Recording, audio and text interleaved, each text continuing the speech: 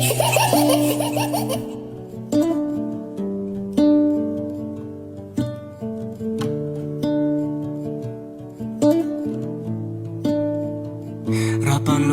tantara ao dia anao ny ataoko lohateny, rapoeta dia anao ny ataoko tononkalo, dia raha zany pastery anao efa nataoko toriteny,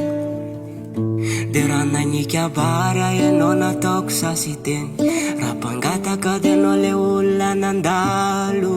tsy mialako mihitsy anao raha tsy mametraka kely, raha zany volany anao tiako kitana, anilanao za tsara vitana, zay raha trano etiko efa sitranao, zay mpangatamiko efa fenonao, enao toy masoandro manome hafanana, amiko anao lay tara-pazavana, mitondra tsika sy hafalinao ahy, misarika ny foko lasa say, ka naraka anao toy ny alokao, tsy saraka aminao toy ny tandravadiko ditra, izay lalanao mba tiako andehananako,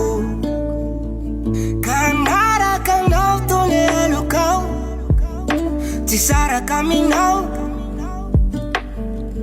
izay lalanao mba tiako andehananako.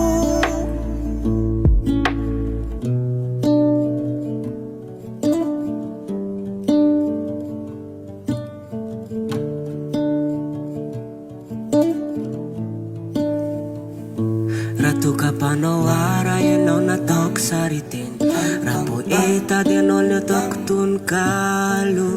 fa raha za mpanao foty anao efa nataoko kapiteny, raha mpitatarangano ianao nataoko sariteny, raha mpanendaka dia anao le olona nandalo, tsy mialako mihitsy anao raha tsy mametraka kely, raha zany volany anao tiako kitana, anilanao za tsara vitana, zay raha trano etiko efa sitranao, zay mpangatamiko efa fenonao, enao toy masoandro manome hafanana, amiko anao lay tara-pazavana, mitondra tsika sy hafalinao ahy,